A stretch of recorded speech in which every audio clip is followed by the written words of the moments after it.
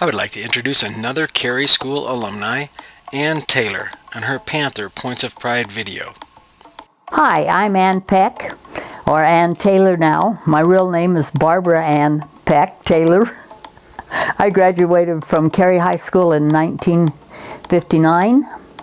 I was valedictorian of a class of 13. We lived out on the farm that used to belong to Walter Peck. You just turn north as you're going out across to the lavas, and there we were on that first house. Well, I was thinking the other day, you know, I rode horseback in the winter from our house down to the highway with my dad and our milk cans, and he would leave them down there on the highway, and then he would come down and pick me up after school, and I would ride back because the road was full of snow and we couldn't get in and out.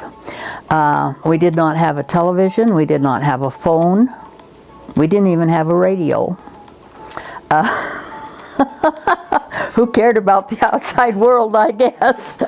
Anyway, but I remember, you know, being home all the time in the evening and my mom reading to us. I liked school. I one time got a bicycle for getting straight A's on my report card. We had those little buildings out. There was, I don't know, 4 or so buildings out from the high school, the old high school. And they had first grade and then second grade and third grade and fourth and fifth in those little buildings. And that's where I went to school. Mrs. Smith was my teacher, the first grade. I really liked Bob Day. He taught science, and I took chemistry and physics, and I really liked those subjects. In fact, my chemistry, I didn't even have to study chemistry when I went away to college because he had taught us everything I needed to know. Well, Barbara Tingey, or Barbara Barton, and I were friends from the day we were born. She was 16 days older than I was, and our parents were friends, and so we were friends our whole lives. But I ran around a lot in high school with Maxine Williams and Lana Tolman, who lived out Fish Creek, and Dolores Thatcher. Oh, let's see. We didn't do a whole lot for fun. If we could round up 50 cents, we'd come to town and put that much gas in the car, and then we'd ride up and down Main Street on Sunday afternoon. Except some Sunday evenings, we would skip church and borrow Grandpa Peck's car, who left his keys in the car, and we'd ride up and down the street in his car and then park it back where it was. Sometimes he wondered how come he had no gas on Monday morning. I've always wanted to be a nurse my whole life, and we learned early on in high school that those aptitude tests you could throw by, if they gave you 3 choices, you chose the one that was medically or scientifically oriented, and so that pointed your aptitude toward that. And so when I graduated from high school, they told me that I did not have the dexterity to be a nurse. And I thought, I'll show you. And so I did. I graduated as an RN, and everything went just fine. Okay, I went 12 years to Carey School. I graduated from Carey School, as I said. And the year I graduated, in August, went to Holy Cross School of Nursing in Salt Lake City. And we lived in the nurses' home, which was run by the Holy Cross Catholic Sisters. We lived on the upper 2 floors. Let me tell you, nobody went up on the upper 2 floors except the students or personnel. You had to be checked in and out when you went out. If you stayed out past the curfew of 10 o'clock, then you had to go through the hospital and have one of the guards escort you through the tunnel back into the nurses' home. I graduated from Holy Cross. We graduated from the Catholic Cathedral there in Salt Lake. That big Catholic cathedral is where we graduated. And then I went to work in the intensive care unit. And I worked there, and I had met my husband before. His cousin's married to, or his aunt is married to my cousin, and they palmed me off onto him at a wedding. And that's how it started. Anyway, after I graduated, and then Jack and I got married, and we had been married Crystal was our first child, and we'd been married about 3 years or so, and he had an apprenticeship with the railroad that sent him to Denver for 1 year. And when we got over there, they laid him off, and so then we ended up staying in Denver for 10 years. And then my grandfather passed away, and they wanted to sell this house, and so we asked them how much they wanted, and we had that in savings, and we paid cash for this home that we've had ever since. And I worked, when we were in Denver, I worked at Lutheran Hospital and also a nursing home while we were there. Our second daughter, Jessie, was born in Denver. Crystal was born in Utah, Jessie was born in Denver, and Jarrett was born in Twin Falls. We have 3 children.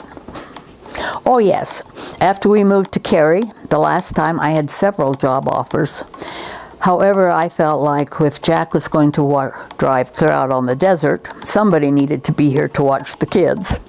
And Jackie Rudd was the head cook at the nursing home, or at the, yeah, it was a nursing home at the school. And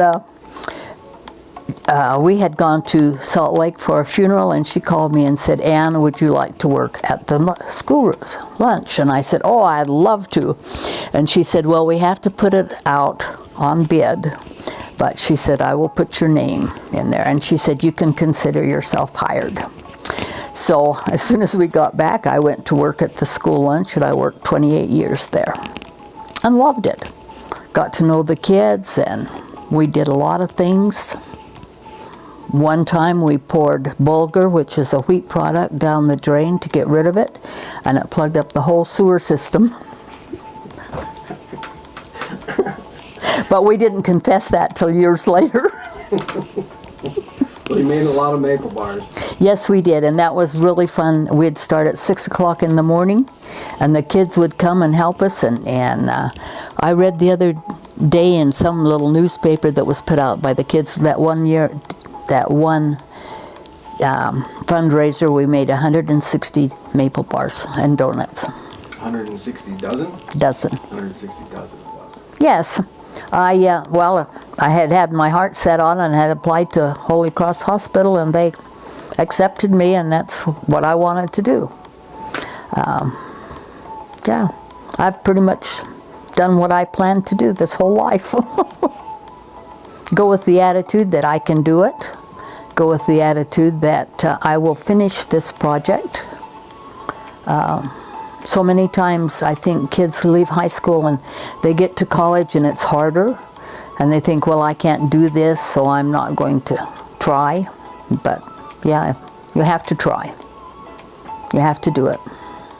Probably my 3 children and my 4 grandkids, who are all 4 in college and doing very well. Well, Crystal is over 4 X-ray offices there in Los Angeles. She manages 4 for this company, and her husband is the head of the X-ray department in one of the big hospitals down there in Los Angeles. They have 2 sons. One is going to school to be a physicist, and the other one is going to school to be a radiologist. And then we have Jarrett, who works for Victor Ops there in Boulder, Colorado. And he's doing really well. He just got back from Lake Tahoe from a big meeting that they had. And they're going to South America this summer for one. Then I have Jessie, who lives here and takes care of Jack and I. We could not live here if it weren't for her helping us. And she has 2 children. She has Medan, who has been going to CSI. She's the manager of the girls basketball team down there. She's done that for 2 years, which paid her tuition and books. She got her acceptance letter from BSU today, and she's going into the respiratory therapy program. And Dylan is going to school at CWI, and he wants to go into the medical field, but he's not really sure just what he wants to do when he grows up.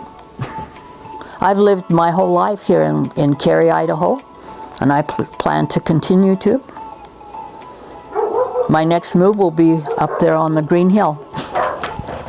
Okay, I am Ann Taylor, and I graduated from Carey High School in 1959.